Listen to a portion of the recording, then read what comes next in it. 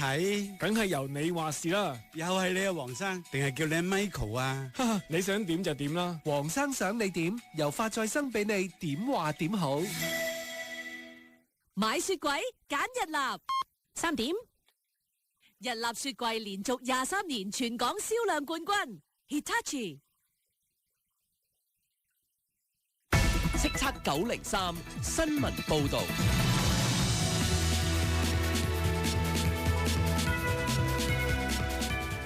依家由郭舒揚報道新聞。已經解散嘅支聯會前主席李卓人、前副主席何俊仁同鄒幸彤被控煽動他人顛覆國家政權罪嘅案件續審。控方讀出承認事實，話支聯會喺1989年成立同註冊為公司，直到2021年9月被起訴嘅時候，支聯會仍然存在法人團體。而李卓人學業機會。